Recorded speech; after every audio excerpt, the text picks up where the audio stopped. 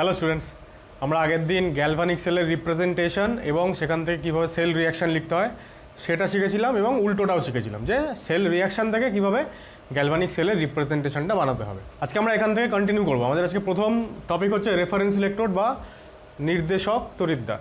যাই হোক, এখন সব থেকে আগে আমরা যেটা নিয়ে আলোচনা করবো এদের মধ্যে সেটা হচ্ছে standard hydrogen electrode. Standard hydrogen electrode, এটাকে আমরা SHE বলি সংক্ষেপে, স্ট্যান্ডার্ড হাইড্রোজেন ইলেকট্রোড। এবার প্রথম কথা হচ্ছে, ফার্স্ট পয়েন্ট হচ্ছে যে কোনো রেফারেন্স ইলেকট্রোড, রেফারেন্স বা নির্দেশক আমরা কাকে বলি, যেটার সাপেক্ষে অন্যদের পরিমাপ করা হয়। তো এখানে হাইড্রোজেন ইলেকট্রোড হচ্ছে একটা রেফারেন্স ইলেকট্রোড। এর নিজের ইলেকট্রোড পোটেনশিয়ালের ভ্যালু 0 ভোল্ট ধরা হয় এবং এর সাপেক্ষে বাকিদের ইলেকট্রোড পোটেনশিয়াল নির্ণয় করা হয় আপেক্ষিক। আমরা এর আগে আলোচনা করেছিলাম যে ইলেকট্রোড পোটেনশিয়ালের কোনো অ্যাবসোলিউট ভ্যালু আমরা পাই না, যে ভ্যালুটা আমরা পাই সেটা হচ্ছে আর একজনের সাপেক্ষে, মানে আপেক্ষিক মান। তো সেই যার সাপেক্ষে মাপা হবে সেই হচ্ছে রেফারেন্স। তো এক্ষেত্রে হাইড্রোজেন ইলেকট্রোড হচ্ছে রেফারেন্স। তাহলে reference electrodes are used to determine relative SRP, standard reduction potential, যেটাই হচ্ছে standard electrode potential of any electrode. এই হচ্ছে এর পারপাস। 2 নম্বর হচ্ছে standard hydrogen electrode is a gas electrode. আমরা এইটা নিয়ে আগের দিন আলোচনা করেছিলাম, আমরা একটুখানি জেনেছিলাম যে স্ট্যান্ডার্ড ইলেকট্রোডটা কী হয়, গ্যাস ইলেকট্রোড। ঠিক আছে। থার্ড পয়েন্ট হচ্ছে E0 H+/½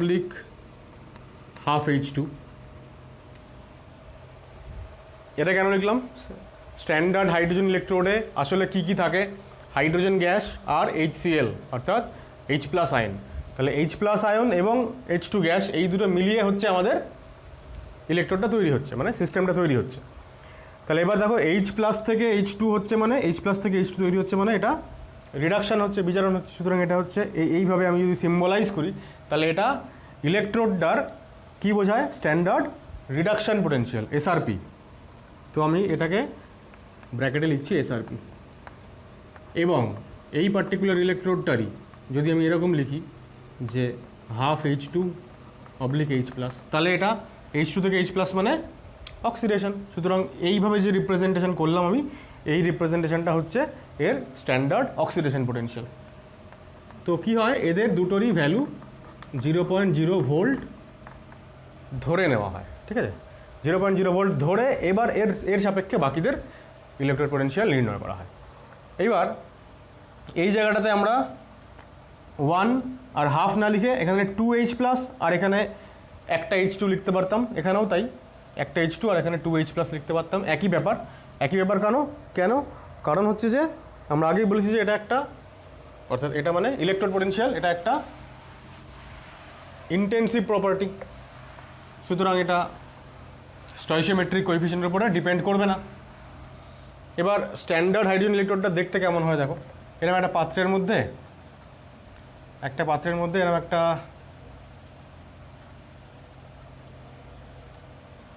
একটা সেট আপ হয়। এই সেট আপে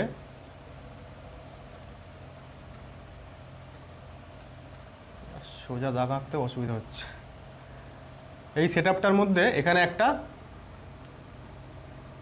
পাত নেওয়া হয়, পাতলা একটা প্লেট, প্ল্যাটিনামের প্লেট। এটা হচ্ছে প্ল্যাটিনাম মেটালের একটা প্লেট। এবার এই মেটালটা থেকে এখানে একটা প্ল্যাটিনামের তার চলে যাচ্ছে আর পুরো পাত্রটার মধ্যে HCl অ্যাসিড, হাইড্রোক্লোরিক অ্যাসিড দেওয়া হয়েছে। তো এখানে হাইড্রোক্লোরিক অ্যাসিড 1 মোলার হচ্ছে তার কনসেন্ট্রেশন। আর তাহলে এটা হচ্ছে কি, এটা হচ্ছে প্ল্যাটিনাম ওয়্যার। আর এইখানে একটা ইনলেট থাকে, ইনলেট মানে হচ্ছে এখান থেকে H2 গ্যাস প্রবেশ করবে ভেতরে। এবার এই H2 গ্যাসটার প্রেশার 1 বার প্রেশার মেনটেন করা হয়। এমনভাবেই H2S গ্যাসটা পাঠানো হয়, তার ফ্লোটা রেটটা এমনই থাকে যাতে করে H2 গ্যাসের প্রেশারটা কিন্তু ভেতরে যাতে 1 বার মেনটেন হয়। এটা মেনটেন করা খুব টাফ, আমি আলোচনা করবো এটা নিয়ে পরে। এই হচ্ছে আমাদের হাইড্রোজেন ইলেকট্রোডের সেট আপ। আচ্ছা, এইটাকে বলে দিই তাহলে। এইটা হচ্ছে প্ল্যাটিনাম প্লেট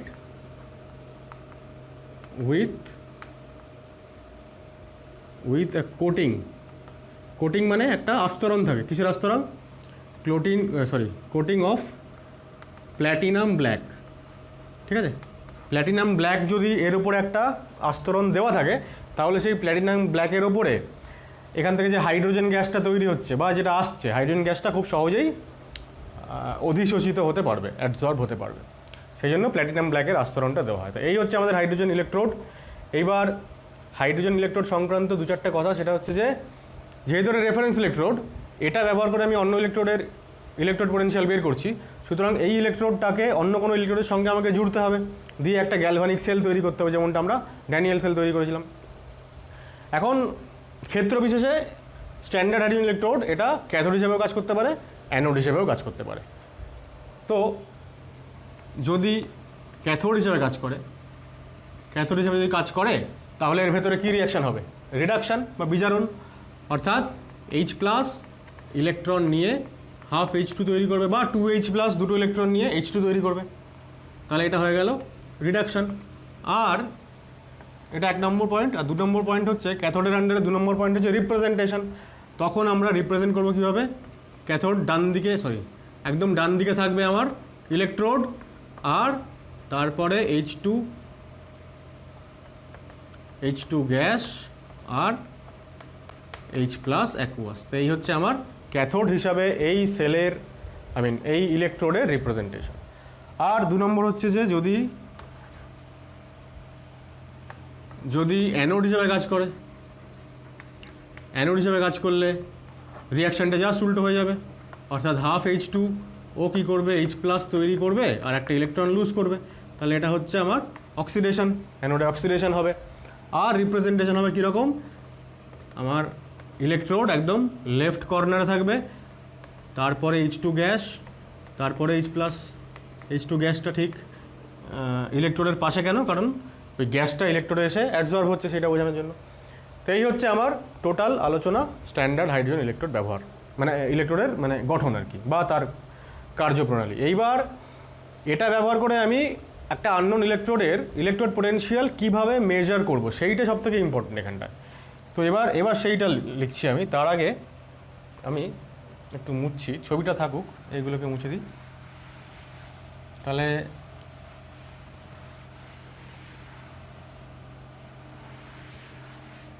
এবার কথা হচ্ছে যে এরই আন্ডারে একটা পয়েন্ট লেখো, সেটা হচ্ছে মেজারমেন্ট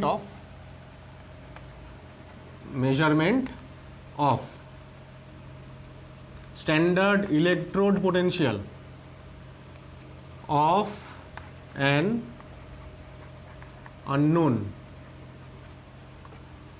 আননোন ইলেকট্রোড।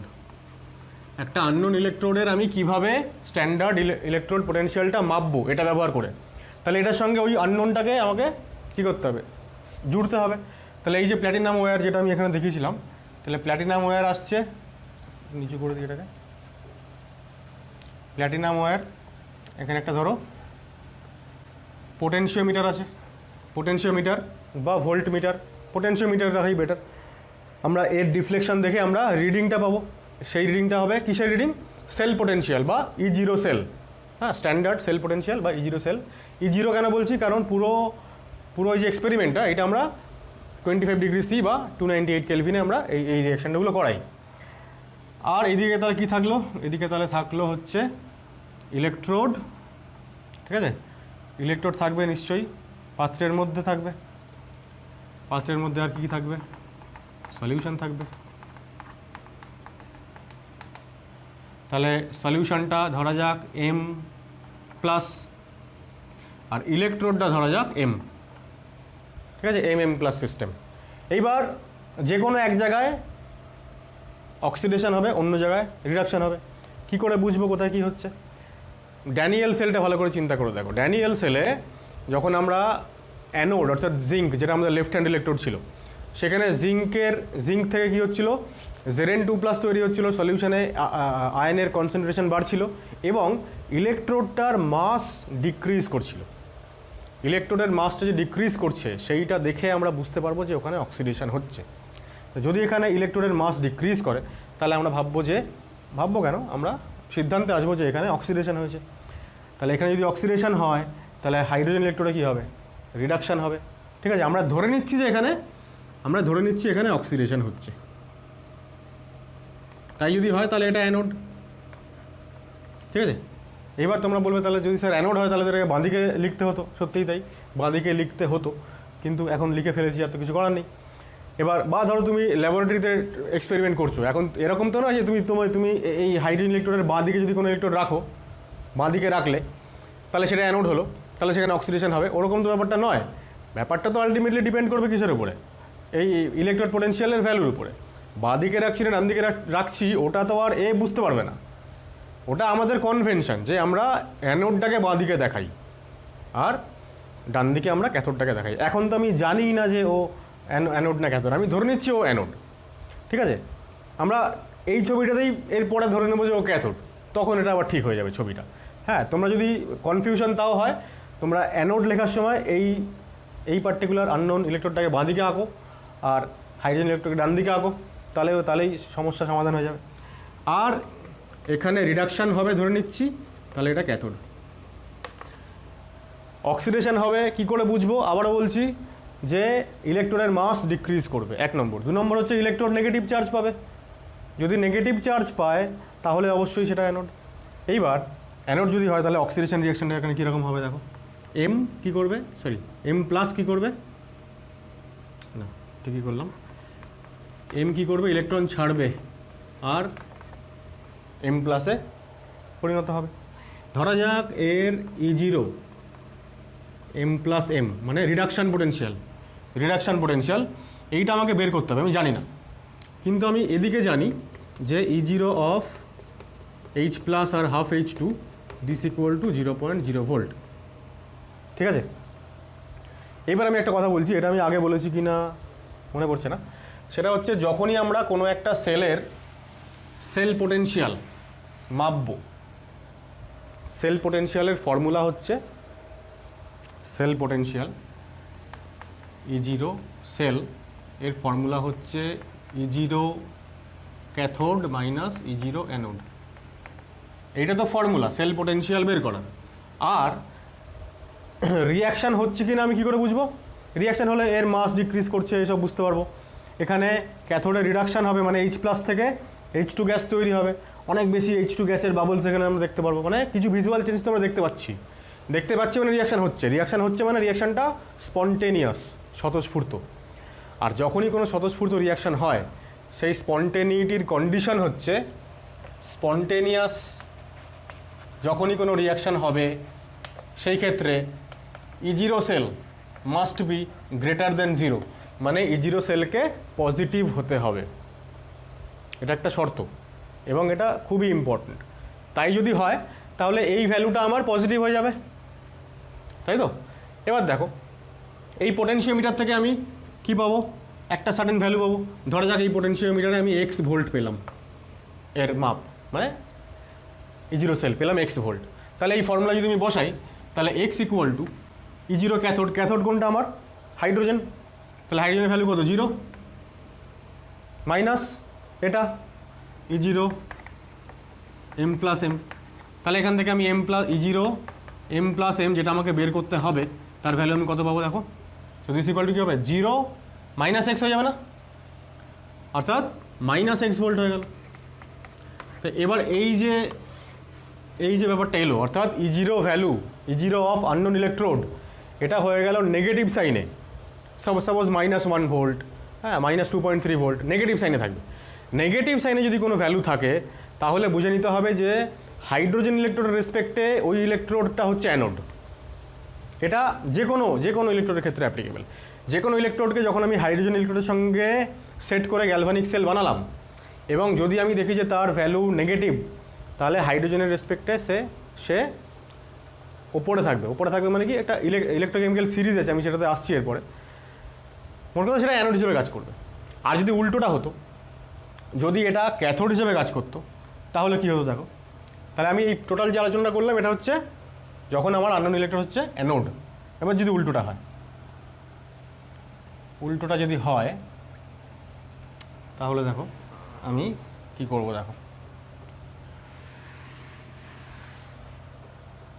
এবার আমি ধরলাম যে আননোন ইলেকট্রোড, আগের বার ছিল অ্যানোড, তাহলে এবার হচ্ছে আননোন ইলেকট্রোড অ্যাজ ক্যাথোড। কী করে বুঝবো আননোন ইলেকট্রোডটা ক্যাথোড? ভিজুয়ালি কী করে বুঝবো? ক্যাথোড হলে তার মাসটা ইনক্রিজ করবে, মাস বেড়ে যাবে। আর কি হবে? আর যেহেতু এবার এইটা অ্যানোড, হাইড্রোজেন ইলেকট্রোড অ্যানোড, তাহলে হাইড্রোজেন ইলেকট্রোড এবার নেগেটিভ চার্জ পাবে, আর এইবার এইটা পজিটিভ চার্জ পাবে। ঠিক আছে? আবারও আমি পোটেনশিয়াল মিটারে দেখা গেল যে এক্স ভোল্ট আমি পেলাম পরিমাপ, তাহলে সেই এক্স ভোল্টটাই হচ্ছে আমার E0 সেল। তাহলে এইবার E0 সেল মানে কি?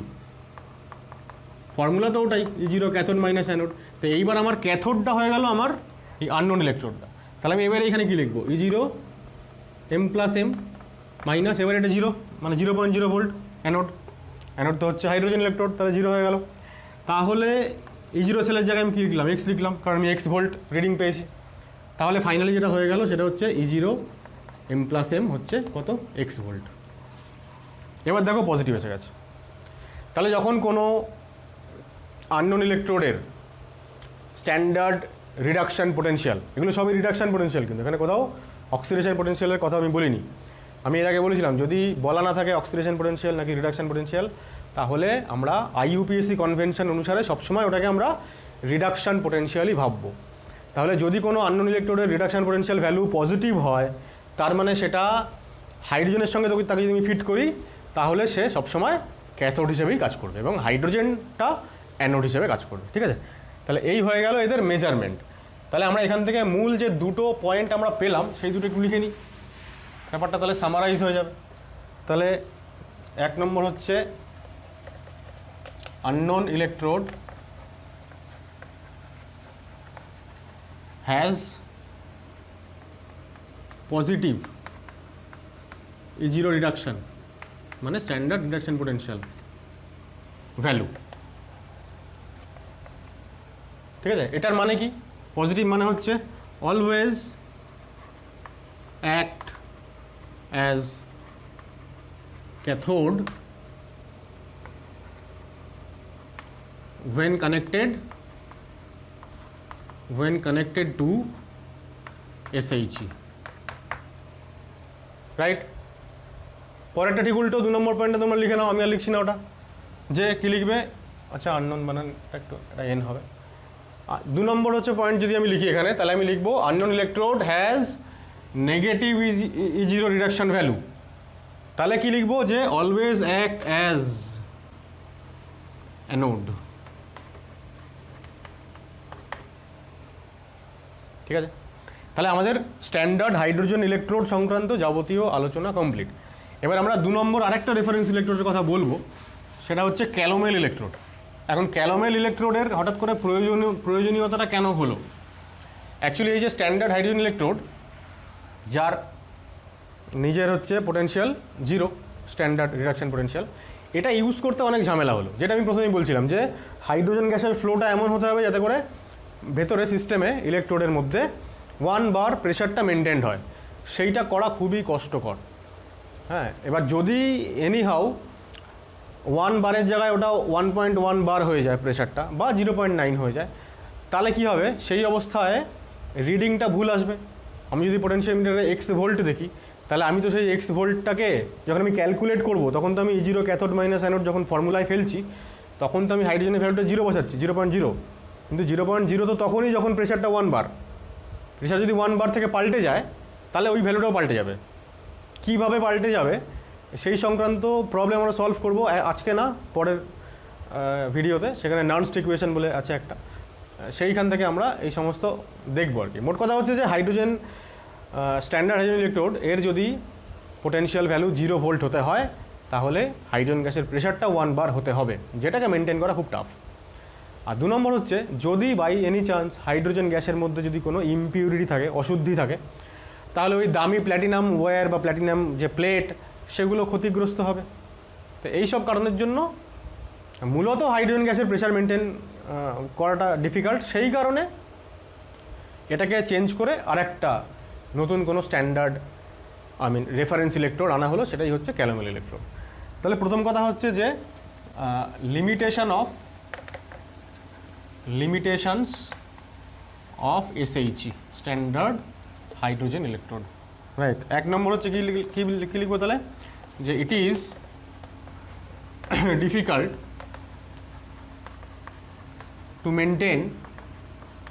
Difficult to maintain 1 bar pressure of hydrogen gas in the electrode। এটা হচ্ছে 1 নম্বর কারণ যেটার জন্য SHE বাতিল হলো। 2 নম্বর হচ্ছে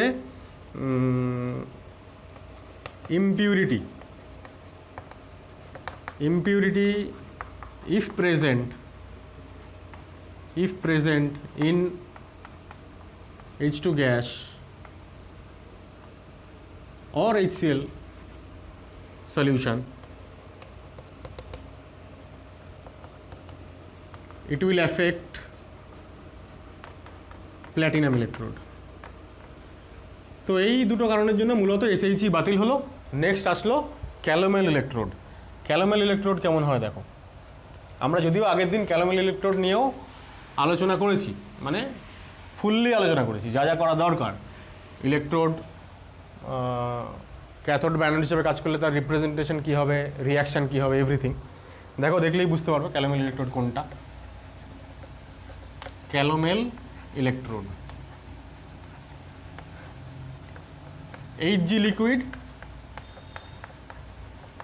Hg2Cl2 সলিড, মার্কিউরাস ক্লোরাইড আর KCl নেওয়া হয়, Cl মাইনাস বলেছিলাম আগের দিন, একই ব্যাপার, এটা অ্যাকুয়াস। এই হচ্ছে আমার ক্যালোমেল ইলেকট্রোড সিস্টেম। এর ভেতরে যে Hg2Cl2 আছে অর্থাৎ মার্কিউরাস ক্লোরাইড, এরই সাধারণ নাম হচ্ছে ক্যালোমেল, তাই জন্য এই ইলেকট্রোডটার নাম ক্যালোমেল ইলেকট্রোড। এখন কথা হচ্ছে যে একে দেখতে কেমন হবে আগে দেখো। এদের সেল রিপ্রেজেন্টেশন আমি বলেছিলাম আগের দিনকে, তবু কেমন দেখতে হয় একবার দেখো। সেট আপটা এরকম হয় যে এর একটা পাত্র থাকে, তার একদম নিচে একটা লেয়ার থাকে, এই লেয়ারে কেবলমাত্র কে থাকবে, Hg লিকুইড, ঠিক আছে, এটা হচ্ছে Hg লিকুইডের লেয়ার। ঠিক এর উপরে আরেকটা লেয়ার থাকে, এই লেয়ারটা হচ্ছে, এই লেয়ারে কি থাকে,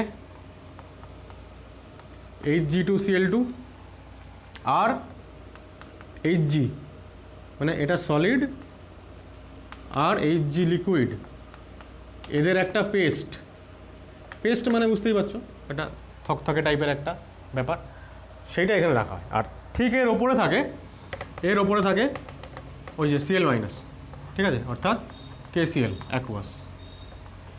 আর একটা প্ল্যাটিনাম ওয়্যার এখান থেকে ডিপ করা হয়, ইলেকট্রোড হিসেবে কাজ করে সেটা, ঠিক আছে। এবার এইটা পোটেনশিওমিটারের সঙ্গে যুক্ত, তারপর এখানে অন্য আরেকটা কোনো ইলেকট্রোড থাকে, তো এই হচ্ছে টোটাল সিস্টেম আর কি। এবার ব্যাপারটা হচ্ছে কি, যখন এও হচ্ছে তোমার ওই যেটা বললাম, যেহেতু রেফারেন্স, তাহলে এটাও অ্যানোড বা ক্যাথোড দুটো হিসেবেই কাজ করতে পারে। এবার ক্যালোমেল ইলেকট্রোডের অনেকগুলো ভাগ হয়, ভাগ মানে কীরকম, সেই ভাগটা ডিপেন্ড করে এই KCl সলিউশনের কনসেন্ট্রেশনের উপরে। একটা সার্টেন অ্যামাউন্টের KCl জল নেওয়া হয়েছে, মানে অ্যাকুয়াস সলিউশন, জলের মধ্যে KClকে মেশাতে হবে। একটা সার্টেন অ্যামাউন্টের জল, তার মধ্যে ম্যাক্সিমাম যতটা KCl দ্রবীভূত হতে পারে, সলিউবল হতে পারে, ততটা যদি KCl নিয়ে নিই, তাহলে কি তৈরি হয়ে যাবে, সম্পৃক্ত দ্রবণ বা স্যাচুরেটেড সলিউশন তৈরি হয়ে যাবে। এইটা হচ্ছে একটা টাইপ। আর অন্য টাইপগুলোতে কি হয়, সলিউশনটাকে স্যাচুরেটেড না বানিয়ে একটা সার্টেন কনসেন্ট্রেশন নেওয়া হয়, N/10 KCl বা N/2 KCl এরকম নেওয়া হয়। তবে প্রথম যেটা ব্যবহার করা হয়েছিল সেটা হচ্ছে স্যাচুরেটেড ক্যালোমেল ইলেকট্রোড, এবার সেইটাকে আমরা বলি এরকম নাম দিই স্যাচুরেটেড ক্যালোমেল ইলেকট্রোড। এই ইলেকট্রোডটার, এই পার্টিকুলার ইলেকট্রোডটার স্ট্যান্ডার্ড রিডাকশান পোটেনশিয়ালের ভ্যালু হচ্ছে 0.242 ভোল্ট, ঠিক আছে, 0.242 ভোল্ট। তা এবার হাইড্রোজেন যদি আমি এখানে, সরি, এর জায়গায় যদি হাইড্রোজেন থাকতো আর এখানে আননোন ইলেকট্রোড থাকতো, তাহলে যা ফর্মুলা ব্যবহার করতাম E0 sell equal to 0 cathode minus anode, একই ফর্মুলা, শুধু হাইড্রোজেনের জায়গায় আমরা 0 বসাতাম, আর এটা ব্যবহার করলে 0-র জায়গায় এই ভ্যালুটা বসাবো, তারপরে মাইনাস করে আমরা কি পাবো, এটার সঙ্গে কাকে মাইনাস বা প্লাস করতে হবে, পোটেনশিওমিটারে যে ভ্যালু আসবে সেই হিসাবে আমি আননোন ইলেকট্রোডের ইলেকট্রোড পোটেনশিয়াল বের করতে পারবো। আর এই হলো এর গঠন। আর এর রিপ্রেজেন্টেশন কীরকম হবে, যখন এটা ক্যাথোড বা অ্যানোড হিসেবে কাজ করে। অ্যানোড হিসেবে যখন কাজ করে তখন আমরা বলেছিলাম, কি বলেছিলাম আগের দিন, যে এই যে তিনটেকে আমি লিখলাম পরপর, আমি যদি 1 2 3 এরম যদি অ্যাসাইন করি তিনটে নাম, তাহলে 1 + 3 এরা রিয়াকশান করে যখন 2 তৈরি করে, বুঝতেই পারছো এখানে মাইনাস সাইন আছে মানে নেগেটিভ সাইন, মানে ইলেকট্রন এখানে বেশি আছে, তার মানে এখানে ইলেকট্রন দিতে হবে চার্জ ব্যালেন্স করার জন্য। ন্যাচারালি প্রসেসটা কী হয়ে গেল, অক্সিডেশন, তাই না, ইলেকট্রন লুজ করছে মানে অক্সিডেশন, সুতরাং এটা অ্যানোড। তো এই হচ্ছে অ্যানোডের রিয়াকশান। আর অ্যানোডের রিপ্রেজেন্টেশন হচ্ছে এরকম, যে সব থেকে বাঁদিকে থাকবে Hg, তারপরে Hg2Cl2, Hg সলিড লিখে দিলাম, আর ডান দিকে থাকবে Cl মাইনাস অ্যাকুয়াস। যদি এটা অ্যানোড হিসেবে কাজ করে তাহলে জাস্ট রিভার্স, একদম পুরোটাই রিভার্স হয়ে যাবে, রিয়াকশানও রিভার্সড হয়ে যাবে আর ইলেকট্রোডের যে নোটেশন সেটাও রিভার্সড হয়ে যাবে। কীরকম দেখো, এটা নিশ্চয়ই তোমরা আগের দিন পড়েছো, এটা তোমরা জানো, তাও আমি একবার লিখে দিচ্ছি। সেটা হচ্ছে দেখো Hg2Cl2 সলিড, অর্থাৎ যেটাকে আমি 2 বলে অ্যাসাইন করেছি, এইটা থেকে তৈরি হবে 1 আর 3, 1 and 3, ঠিক আছে। আর রিপ্রেজেন্টেশনটাও just opposite, Cl minus aqueous, Hg2Cl2 আর Hg লিকুইড, ঠিক আছে। এবার ক্যালোমেল ইলেকট্রোড ছাড়াও বর্তমানে আরও অনেক ধরনের রেফারেন্স ইলেকট্রোড তৈরি হয়ে গেছে, সেইগুলো ব্যবহার করা হয় বিভিন্ন, যে ক্ষেত্রে যে ইলেকট্রোডটা সুইটেবল, রিয়াকশান করানোর ক্ষেত্রেও কিছু সুইটেবিলিটি বা কিছু কন্ডিশন মেনটেন করতে হয়, সেই সমস্ত করার জন্য আরও বিভিন্ন ধরনের স্ট্যান্ডার্ড ইলেকট্রোড বা রেফারেন্স ইলেকট্রোড ব্যবহার করা হয়। কিন্তু আমাদের অত কিছু জানার দরকার নেই, আমাদের সব আউট অফ সিলেবাস, শুধু আমাদের ক্যালোমেল আর হাইড্রোজেন ইলেকট্রোড জানলেই হবে। তবে ক্যালোমেল ইলেকট্রোডের মতন আরেকটা ইলেকট্রোড আছে, যেটা নিয়েও আমরা আগের দিন আলোচনা করেছিলাম, সেটা হচ্ছে silver electrode, silver AgCl electrode. ভেবে দেখো, সিলভার সলিড আর এজিসিএল সলিড আর Cl মাইনাস অ্যাকুয়াস, এরকম একটা আলোচনা করেছিলাম আমরা, একদমই এটার মতন হুবহু একই, ঠিক আছে। এই হয়ে গেল আমাদের রেফারেন্স ইলেকট্রোড সংক্রান্ত যাবতীয় আলোচনা। তাহলে electro chemical series, electrochemical series হচ্ছে বেসিক্যালি একটা টেবিল, একটা লম্বা একটা লিস্ট, যেখানে কাদেরকে সাজানো হয়, রেডক্স কাপলগুলোকে। রেডক্স কাপল মানে কি, ওই যে আমরা যেগুলো বলছি যে Hg H+H2, তারপর ধরো Zn2 + Zn, Cu2 + Cu, মানে আমরা যখন একটা ইলেকট্রোডের কথা বলছি তখন আমরা শুধুমাত্রই ওই মেটালটাকে লিখছি না, আমরা একটা সিস্টেম হিসেবে ভাবছি আর কি, একটা হাফ সেল হিসেবে ভাবছি। তো Cu2 + Cu এটা একটা হাফ সেল, Zn2 + Zn এটা একটা হাফ সেল বা আমরা বলি রেডক্স কাপল। এবার এদেরকে তাদের যা ভ্যালু ইলেকট্রোড পোটেনশিয়ালের, অর্থাৎ স্ট্যান্ডার্ড রিডাকশান পোটেনশিয়ালের যা ভ্যালু, তার ইনক্রিজিং অর্ডারে, অর্থাৎ কম থেকে বেশির দিকে এদেরকে সাজানো হয়। এই টেবিলটাকে আমরা বলি ইলেকট্রোকেমিক্যাল সিরিজ। তাহলে আমরা কি লিখব, যে it is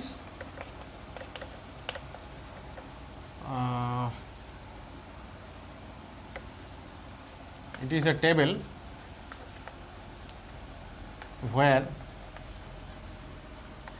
redox couples or half cells are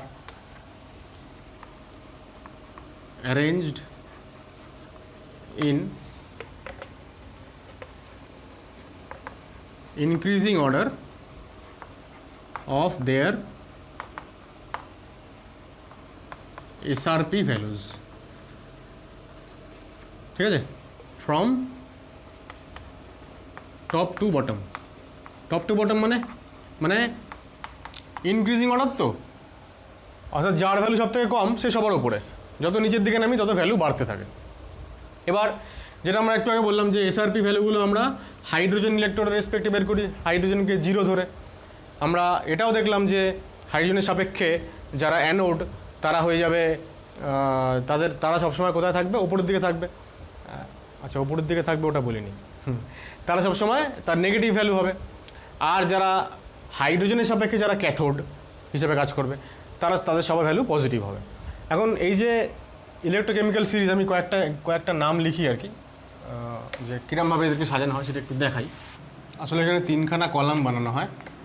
প্রথম কলামে আমরা হাফ সেলটাকে লিখি বা রেডক্স কাপল যেটাকে বলছি সেটাকে লিখি, আর তারপরের কলামে এদের রিডাকশান রিয়াকশান বা বিজারণ বিক্রিয়াটা লিখি, আর লাস্টে SRP অর্থাৎ স্ট্যান্ডার্ড ইলেকট্রোড পোটেনশিয়াল অর্থাৎ রিডাকশান পোটেনশিয়াল সেই ভ্যালুটা লিখি।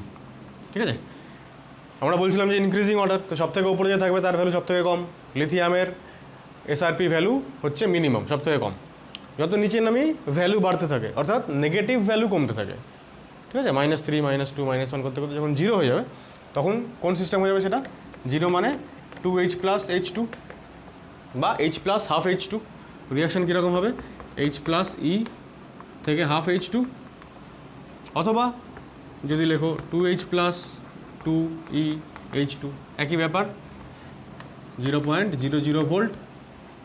ঠিক আছে, হাইড্রোজেনের নিচে যারা থাকবে তাদের ভ্যালু হয়ে যাবে পজিটিভ। পজিটিভ ভ্যালু এরকম কিছু মেটাল, কতগুলো ধাতু আছে যাদেরকে আমাদেরকে মনে রাখতে হয়, মানে অর্ডারটা মনে রাখতে হয়, ভ্যালু মনে না রাখলেও হবে, পরপর কারা আছে সেটা মনে রাখতে হবে। তো Cu2 + Cu খুব পরিচিত কয়েকটা, Ag + Ag, এইটা লিখছি কেন তার একটা কারণ আছে, মানে পরপর এগুলো প্ল্যাটিনাম 2+ প্ল্যাটিনাম, আর Au 3+ Au। এই পার্টিকুলার 1 2 3 4 5 এই 5টাকে মনে রাখার জন্য একটা নেমোনিক বা একটা শর্টকাট ফর্মুলা খুব প্রচলিত, অনেক ভালো ভালো বইতে থাকে, CHAAP, চাপ। ঠিক আছে, C ফর কপারের সিস্টেমটা, H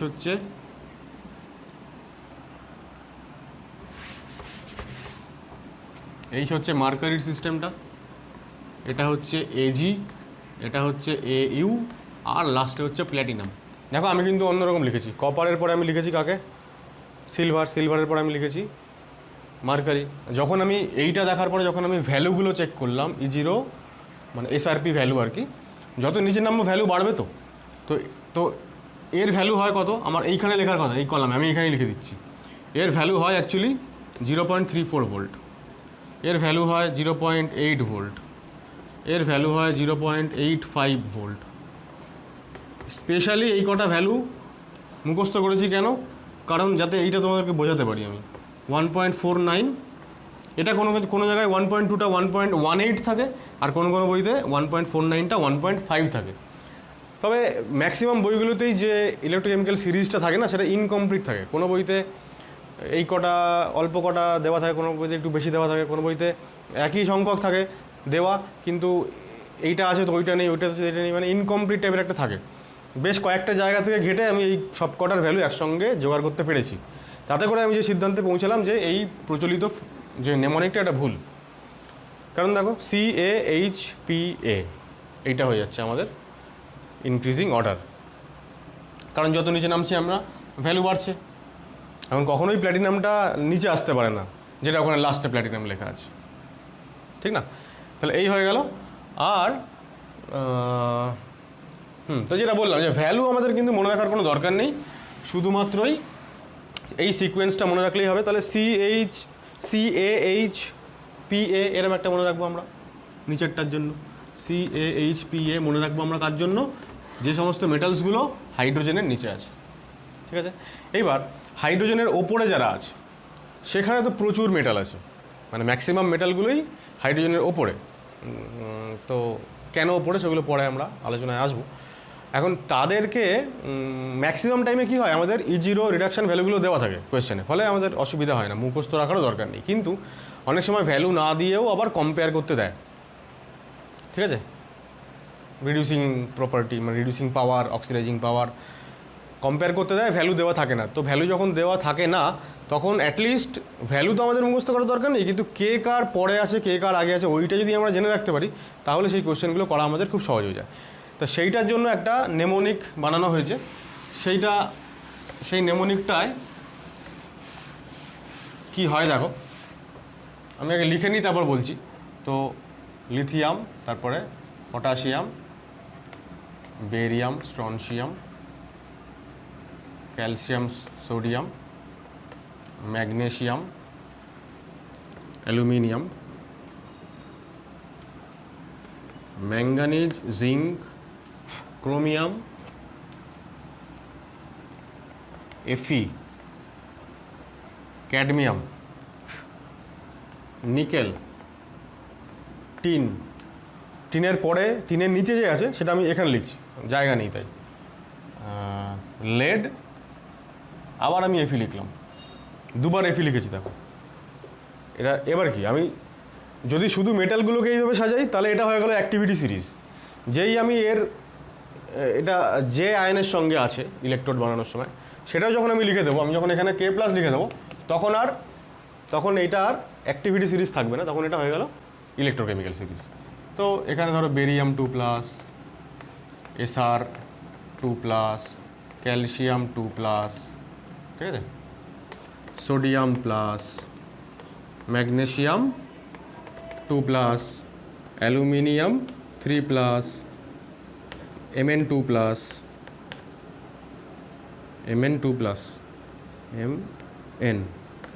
Zn2+, এগুলো সব হয়ে যাচ্ছে এবার আমার ইলেকট্রোকেমিক্যাল সিরিজ, ঠিক আছে।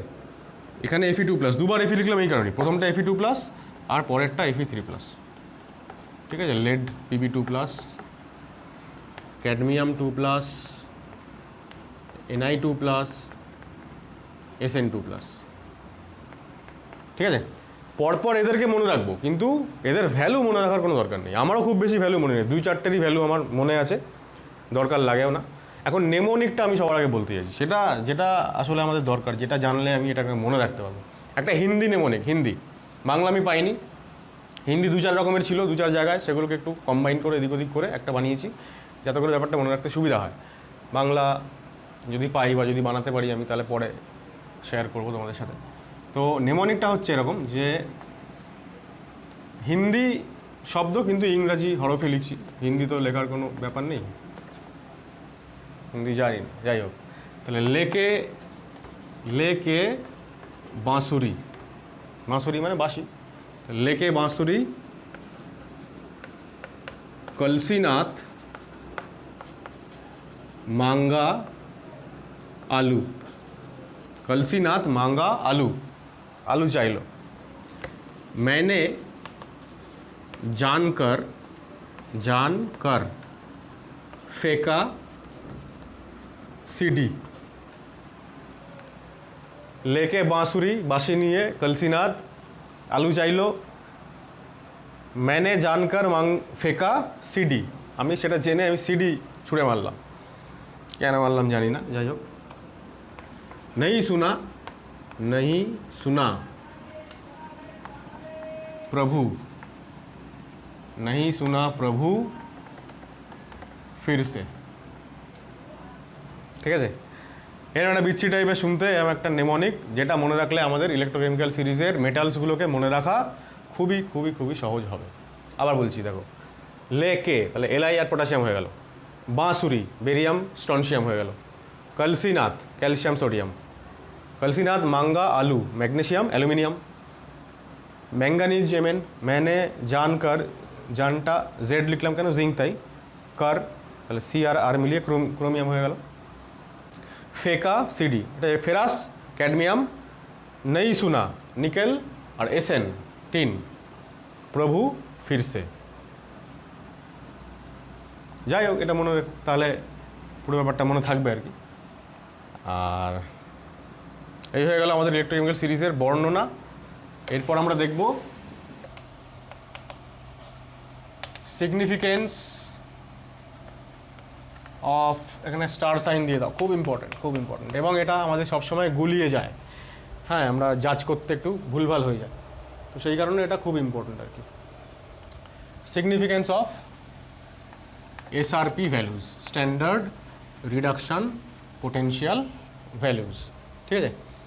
আচ্ছা, আমি একটা জিনিস মিস করে গেলাম, হাইড্রোজেনের নিচে যারা থাকে তাদেরকে লিখতে ভুলে গেলাম। হাইড্রোজেনের নিচে কয়েকটাই মাত্র মেটাল থাকে, কপার, সিলভার, মার্কারি, গোল্ড আর প্ল্যাটিনাম। এই 5টা পরপর মনে রাখতে হবে, copper, silver, mercury, gold, platinum. এদের জন্য আর কোনো রকম ছড়া নেই। যাই হোক, এবার দেখো দু রকম ভ্যালু হতে পারে হাইড্রোজেনের। আমরা জানলাম যে H+/H2, এটার আমরা জানলাম 0.0 ভোল্ট। ওপরে কেউ যদি থাকে, সাপোজ Fe2 + Fe, -0.44 ভোল্ট, উপরের সবার ভ্যালু নেগেটিভ। আরও একটা জিনিস আমি মেনশন করলাম না, ভুলে গেলাম, সেটা হচ্ছে যে এই যে ইলেকট্রোকেমিক্যাল সিরিজ এরকম নয় যে খালি এখানে মেটালগুলোকেই রাখা হয়েছে, অনেক নন মেটালিক রেডক্স কাপল বা হাফ সেল, আবার অনেক সময় আমরা রেডক্স হাফ সেল পড়েছিলাম আগে, দুটো আয়ন মিলিয়ে একটা হাফ সেল তৈরি হচ্ছে, তাদেরকেও এই সিস্টেমে রাখা হয়। এবং অবশ্যই ওই একই ইনক্রিজিং অর্ডারে যে যেখানে ফিট করবে তাকে সেখানে রাখা হবে। তো সেখানে নন মেটালদেরও রাখা হয় naturally, chlorine, fluorine, bromine, iodine এরাও থাকে, OH-, সালফেট মাইনাস সবাই থাকে এখানে। তা ফ্লুরিন হচ্ছে, ফ্লুরিন মানে F2F-, এই সিস্টেমের হচ্ছে, এটা এমন একটা সিস্টেম যার এসআরপি ভ্যালু হচ্ছে ম্যাক্সিমাম, ঠিক আছে। এখানে লিখে নাও সাইডে কোথাও একটা, যে F2 থেকে দেখো F- হচ্ছে মানে কি ইলেকট্রন গেইন করছে, তো তার মানে এটা রিডাকশান হচ্ছে। তাহলে এই সিস্টেমের জন্য ভ্যালু হচ্ছে +2.87 ভোল্ট। এটা হচ্ছে ম্যাক্সিমাম ভ্যালু, এর থেকে বেশি ভ্যালু আর কারোর হয় না। আর সবথেকে কম ভ্যালু কার হয়? লিথিয়ামের। তা এই দুটো হচ্ছে এক্সট্রিম পয়েন্ট ইলেকট্রোকেমিক্যাল সিরিজের। তো যাই হোক, ধরো এখানে এটা আছে, আর ধরো কপার 2+ নিচে আছে, এর ধরো +0.34 ভোল্ট। এবার এই প্লাস সাইন মাইনাস সাইন বা একজনের থেকে আরেকজন ওপরে আছে, একজনের থেকে আরেকজন নিচে আছে, এইগুলোর সিগনিফিকেন্স কী বোঝায় এটা, ঠিক আছে। দেখো, এটা বুঝতে গেলে সবার আগে আমাদেরকে এটা বুঝতে হবে যে আমরা জানি যে E0 sell = E0 cathode - E0 anode, এটা আমরা জেনেছি। আমরা এটাও জানলাম আজকে যে E0 সেল >0। E0 সেল >0 লিখলাম কেন? এগুলো লিখে আবার মুছেও দিতে হচ্ছে, যাকে তোমরা এগুলো টুকে নাও, মুছে দিলাম। E0 সেল >0, হ্যাঁ, if the reaction is to be spontaneous, রিয়াকশানকে যদি স্পন্টেনিয়াস হতে হয় তাহলে E0 সেল >0 হতে হবে, that is E0 of cathode E0 of anode হতে হবে, ঠিক আছে। এইবার ব্যাপারটা হচ্ছে এটাই যে যার ভ্যালু ওপরে আছে, যে ওপরে আছে তার ভ্যালু কি কম, তাহলে যার ভ্যালু কম সে কি হবে? অ্যানোড। যেটা আমি একটু আগে বলছিলাম এই সমস্ত করার আগে আর কি, যে হাইড্রোজেনের যেহেতু 0, তাহলে তার রেসপেক্টে যারা নেগেটিভ ভ্যালু অর্থাৎ কম ভ্যালু তারা হয়ে যাবে অ্যানোড, আর হাইড্রোজেনের রেসপেক্টে যারা পজিটিভ ভ্যালু অর্থাৎ 0 থেকে বেশি ভ্যালু সে হয়ে যাবে ক্যাথোড।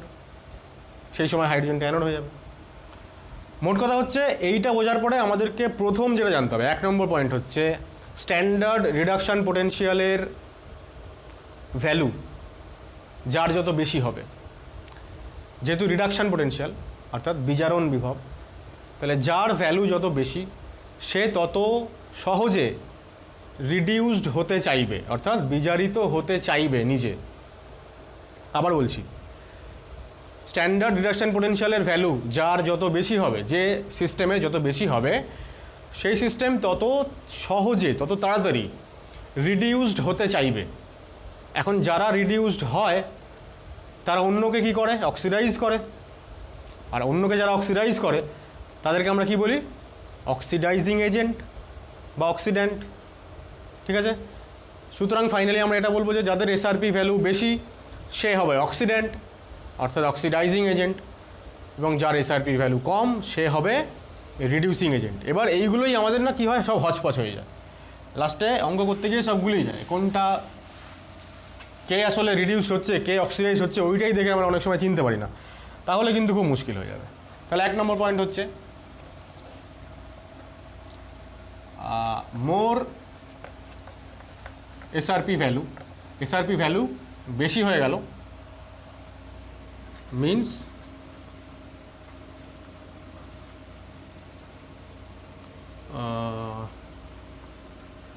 tendency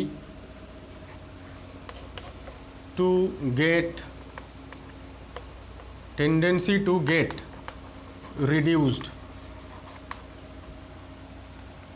is more, ঠিক আছে।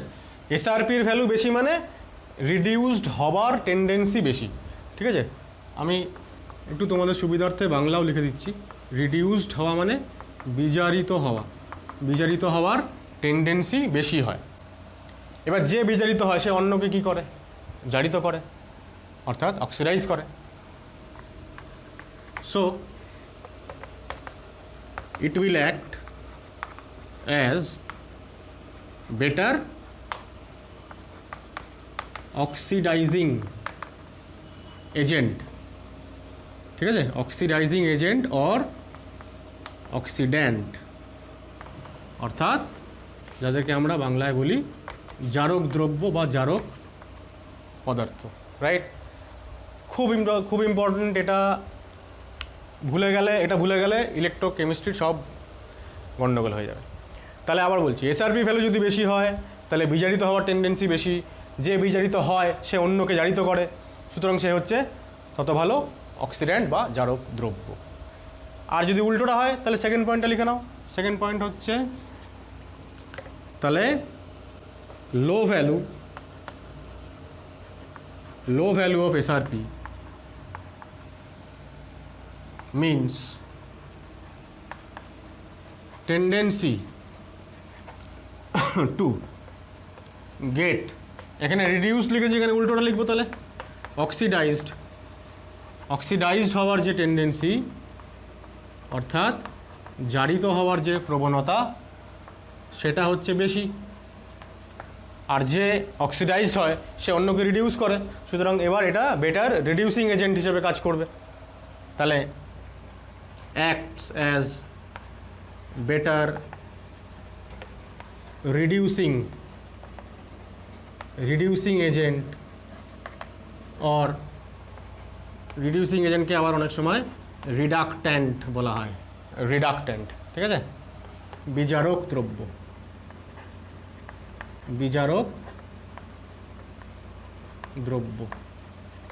বা বিজারক পদার্থ, ঠিক আছে। এই দুটো পয়েন্ট ভেরি ভেরি ইম্পর্ট্যান্ট। তাহলে এই দুটোকে যদি সামারাইজ করি, দেখো একটা জিনিস এখানে কি, যারা অক্সিডাইজিং এজেন্ট তাদের কি থাকবে, অক্সিডাইজ করার পাওয়ার থাকবে, অক্সিডাইজিং পাওয়ার, আর যারা রিডিউসিং এজেন্ট তাদের রিডিউসিং পাওয়ার থাকবে। তাহলে এসআরপির ভ্যালু বেশি হলে কি হবে, অক্সিডাইজিং পাওয়ার বাড়বে, ঠিক আছে, আর এসআরপির ভ্যালু কম হলে রিডিউসিং পাওয়ার বাড়বে। তাহলে আমরা লিখতে পারি থার্ড পয়েন্টে যে অক্সিডাইজিং পাওয়ার এটা কখন বাড়বে, যখন এসআরপির ভ্যালু বেশি। সো দিস ভ্যারিজ উইথ এসআরপি। আর reducing power varies with 1/SRP। এই পয়েন্টটাও আমাদের ভীষণ ভীষণ ভীষণ গুরুত্বপূর্ণ।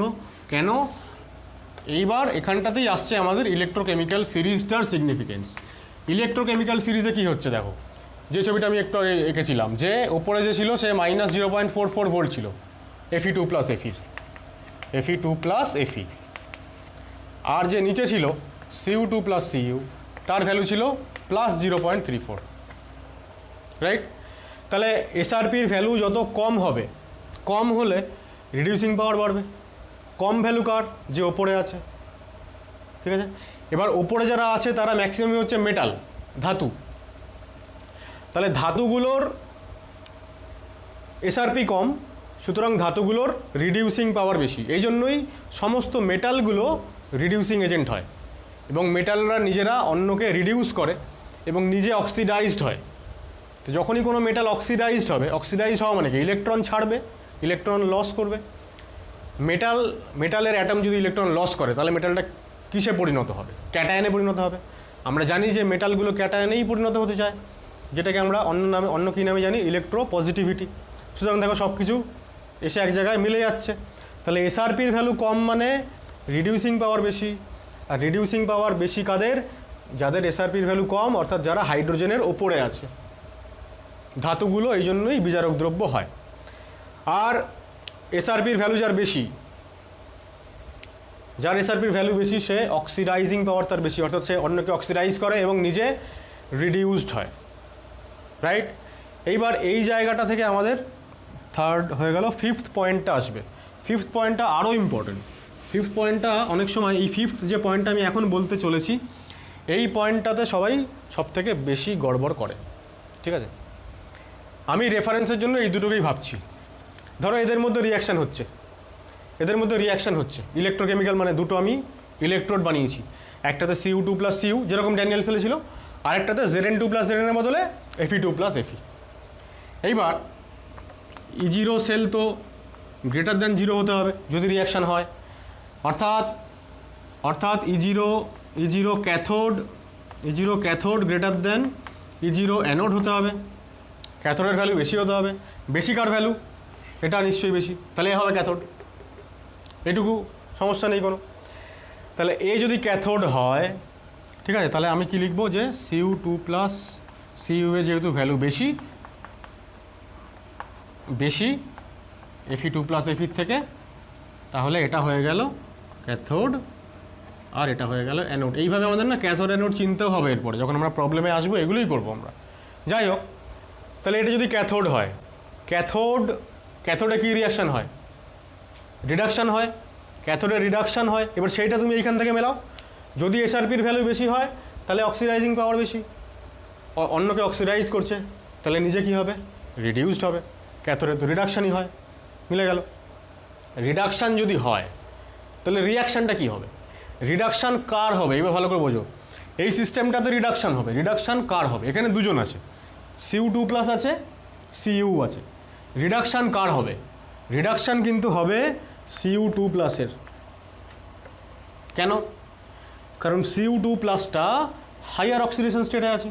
Cu2+ যদি দুখানা ইলেকট্রন গ্রহণ করে তাহলে Cuতে পরিণত হবে, ঠিক আছে? Cuটা কিন্তু রিডাকশান এর হবে না। Cu এর যদি রিডাকশান হয় তাহলে একে ইলেকট্রন নিতে হবে। আর নিউট্রাল অবস্থা থেকে যদি ইলেকট্রন নেয়, যারা ইলেকট্রন নেয় তারা কি তৈরি করে? তারা তো অ্যানায়ন তৈরি করে। একটা মেটাল, কপার একটা মেটাল ওখানে অ্যানায়ন তৈরি করবে, খুব rare.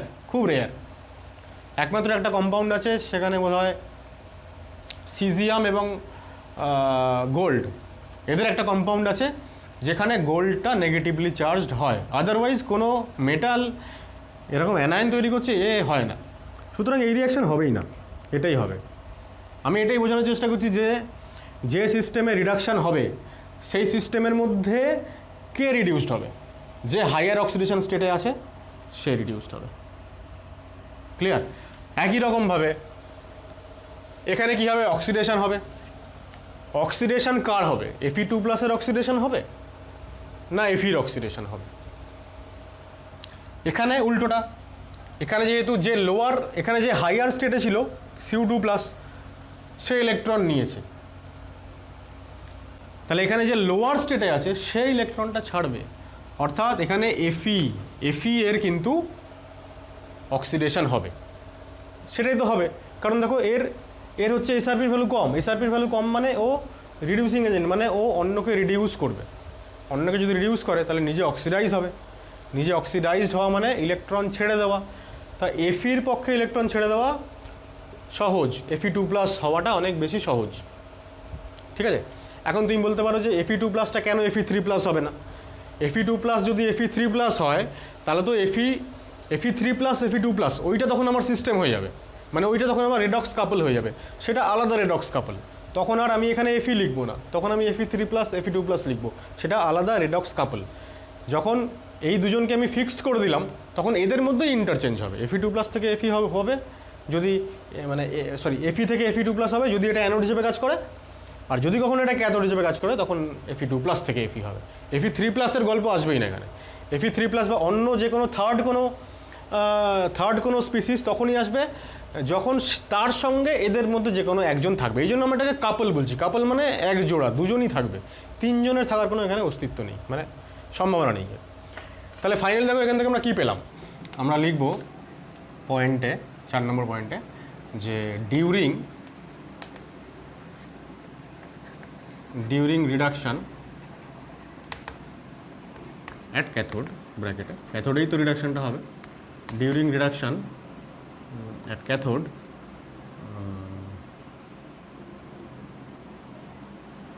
the species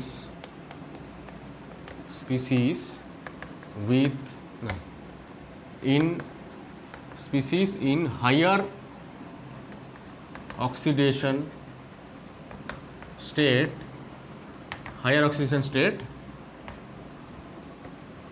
will get reduced। ঠিক আছে, ফর এক্সাম্পল কি বললাম, Cu2 প্লাস রিডিউসড হয়ে Cu বানাবে, কিন্তু Cuটা রিডিউসড হয়ে Cu2 মাইনাস বানাতে পারবে না। ঠিক আছে, এটা হবে, এটা হবে না। আচ্ছা, একটা জিনিস ভুলে গেলাম, এই ফর এক্সাম্পলের পরে এই কী বলবো, রিয়াকশানগুলো লেখার আগে এইটা লেখো যে for example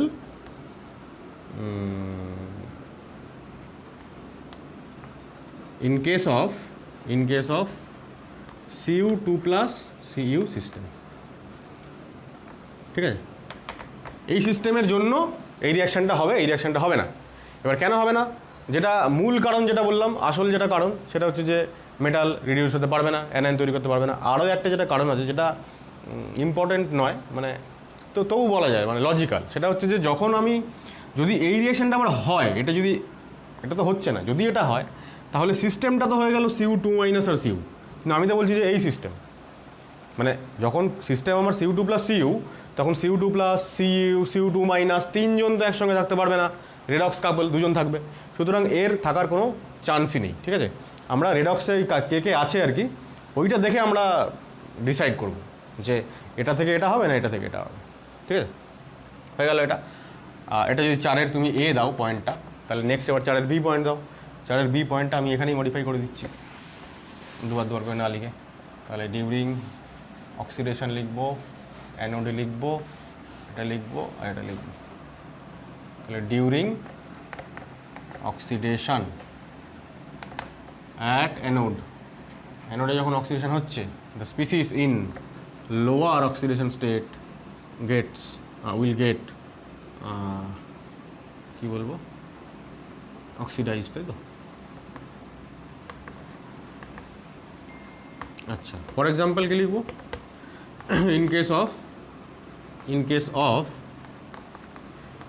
Fe2 plus Fe system. Fe2 plus Fe সিস্টেমের জন্য আমরা কি দেখলাম যে Feটা কিন্তু Fe2 প্লাসে অক্সিডাইজড হয়ে দুটো ইলেকট্রন ছাড়বে। Fe2 প্লাস কখনোই অক্সিডাইজড হবে না, মানে ইলেকট্রন ছাড়বে না। ইলেকট্রন ছেড়ে ও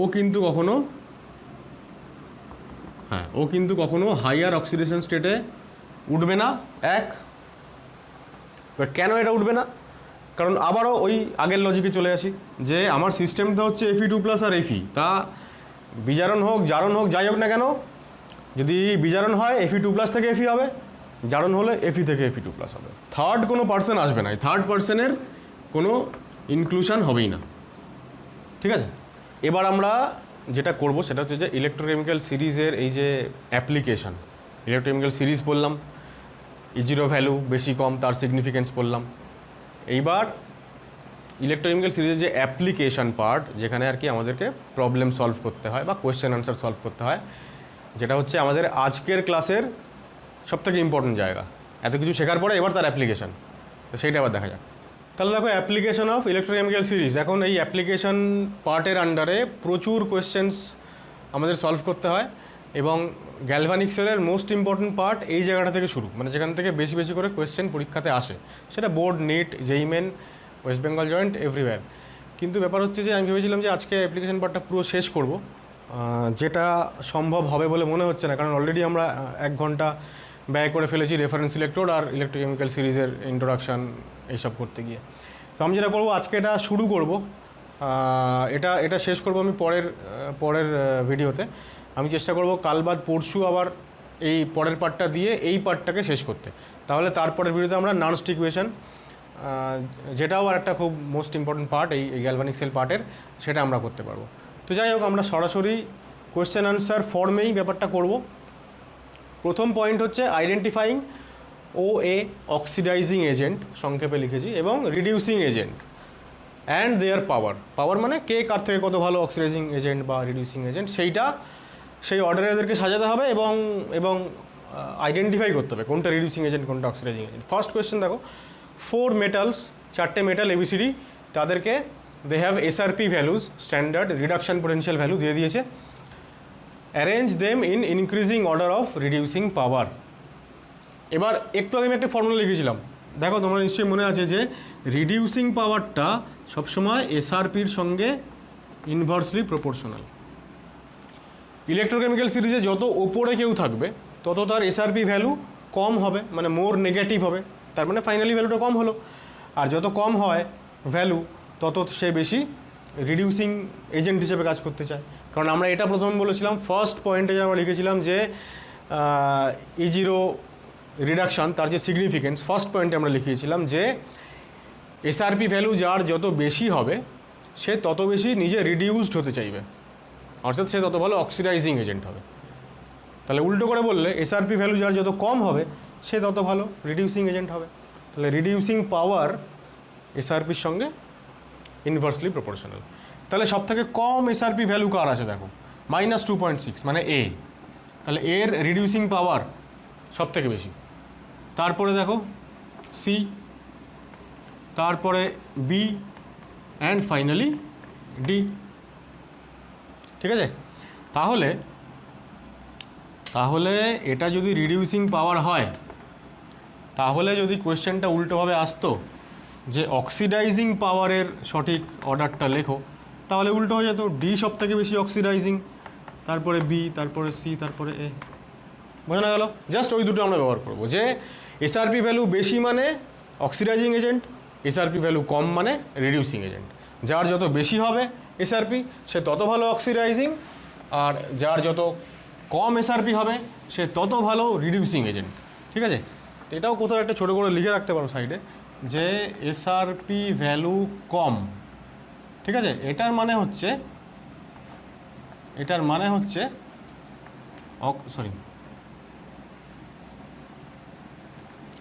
রিডিউসিং এজেন্টের পাওয়ার বাড়বে, মানে রিডিউসিং পাওয়ার বাড়বে। আর SRP ভ্যালু যত বেশি হবে কারুর, তার সে তত ভালো অক্সিডাইজিং এজেন্ট, মানে অক্সিডাইজিং পাওয়ার বাড়বে। ঠিক আছে, second question very very important. দেখো, আইডেন্টিফাই অক্সিডাইজিং এজেন্ট। 3খানা কোয়েশ্চেন এখানে আছে ABC, প্রত্যেকটা কোয়েশ্চেনে 4টে করে জিনিস দেওয়া, 4টে করে ক্যাটায়ন বা মেটাল দেওয়া আছে। বলছে identify oxidising agent, as if এই এতে যে 4 জনের কথা লেখা আছে, এই 4 জনের প্রত্যেকেই অক্সিডাইজিং এজেন্ট হবে এরম কোনো মানে নেই। ঠিক আছে, আগেরটা আমরা কি দেখলাম, 4 জনই অক্সিডাইজিং এজেন্ট বা রিডিউসিং এজেন্ট, তাদেরকে সঠিক ক্রমে সাজালাম, কিন্তু সেটা আরবিট্রারি একটা ছিল, ABCD ছিল। কিন্তু যখন ফাইনালি আমাদেরকে এরকম এক্সাম্পল দেবে, তখন আমরা দেখব যে সবাইকারই যে অক্সিডাইজিং পাওয়ার আছে বা রিডিউসিং পাওয়ার আছে এরকমটা নাও হতে পারে। ঠিক আছে, কেন দেখো তো কী আছে দেখো, Li+, Ag, আর কি আছে Cu2+, আর কি আছে Zn। এইবার খুব ভালো করে লক্ষ্য করো, ভেবে দেখো, Li+, অ্যাকচুয়ালি তো এরা একটা রেডক্স কাপল হিসেবে থাকবে, তো Li+ এর সঙ্গে আর কি থাকবে, Li+ এর সঙ্গে থাকবে Li, তাই না? Li+ এর সঙ্গে থাকবে Li, Agর সঙ্গে কে থাকবে Ag+, Cu2+ এর সঙ্গে কে থাকবে Cu, Zn2+ এর সঙ্গে কে থাকবে Zn2+। যদি আমি এগুলো নাও জানি, এগুলো জানাটা খুবই নমিনাল, এগুলো জানতেই হবে। যদি আমি নাও জানি তাহলে কীভাবে অ্যাপ্রোচ করবো দেখো, বলছে আইডেন্টিফাই অক্সিডাইজিং এজেন্ট। এখন যে অক্সিডাইজিং এজেন্ট হবে সে অন্যকে অক্সিডাইজ করবে, জারিত করবে, সুতরাং নিজে রিডিউসড হবে। নিজে রিডিউসড হবে, রিডিউসড তো তখনই হবে যখন সে হাইয়ার অক্সিডেশন নাম্বারে আছে। রিডিউসড হওয়া মানে অক্সিডেশন নাম্বার, অক্সিজেন স্টেট কমে যাওয়া। তাহলে যে অক্সিডাইজিং এজেন্ট সে নিজে রিডিউসড হবে, এইখান থেকে আমরা এদেরকে আইডেন্টিফাই করব। তাহলে নিজে রিডিউস যে হতে পারবে সেই অক্সিডাইজিং। এবার ভাবো, এগুলো আমি মুছিয়ে দিচ্ছি, দেওয়া আছে কোনগুলো দেখো, জিঙ্ক, ও কি নিজে রিডিউসড হতে পারবে? রিডিউস হতে পারা মানে কি ইলেকট্রন গেইন করা। তো এজি মেটাল ইলেকট্রন গেইন করতে পারবে? এরা যদি ইলেকট্রন গেইন করে তাহলে তো এজি মাইনাস হবে বা Zn2 মাইনাস হবে। এটা কি হতে পারবে? কখনোই হতে পারবে না। সুতরাং এই দুজন ডিসকার্ড হয়ে গেল। লিথিয়ামও হবে না, সরি ভুল কেটে দিলাম, এলআই প্লাস তো থাকবে, এলআই প্লাসটা থাকবে। অ্যাকচুয়ালি সিলভার হবে না, Zn হবে না। কেন? এদের যে লোয়েস্ট যে অক্সিডেশন স্টেট সেখানে আছে। যারা নিজেদের হাইয়ার অক্সিডেশন স্টেট থাকবে তারা পারবে রিডিউসড হতে। লিথিয়াম পারবে একটা ইলেকট্রন ছেড়ে দিয়ে, সরি একটা ইলেকট্রন গেইন করে, কি লিখছি, লিথিয়াম পারবে একটা ইলেকট্রন গেইন করে এলআইতে নেমে আসতে। এলআই প্লাস মানে +1 অক্সিডেশন স্টেটে আছে, এটা 0 অক্সিডেশন স্টেটে আছে। কপার 2+ পারবে দুটো ইলেকট্রন গ্রহণ করে Cu অ্যাটমে পরিণত হতে। তো যারা হাইয়ার অক্সিডেশন স্টেটে আছে তারাই একমাত্র রিডিউসড হতে পারবে। রিডিউসড হতে পারবে মানেই তারা অক্সিডাইজিং এজেন্ট হিসেবে কাজ করতে পারবে। তাহলে এই 2-এর এতে অক্সিডাইজিং এজেন্ট কারা কারা? একমাত্র এলআই প্লাস এবং Cu2+। ঠিক আছে, তাহলে প্রথম কথা হচ্ছে অক্সিডাইজিং এজেন্ট হচ্ছে Cu2+ আর এলআই প্লাস। এইবার হচ্ছে যে and arrange them in increasing order, উপর দিকে আরও মানে increasing order of their oxidising power. তাহলে দুজনেই যখন অক্সিডাইজিং এজেন্ট তাহলে দুজনেই অন্যকে অক্সিডাইজ করবে। এবার কার পাওয়ার বেশি? আমরা কি দেখলাম, অক্সিডাইজিং এজেন্ট যে ভালো হবে তার এসআরপি ভ্যালু বেশি হতে হবে।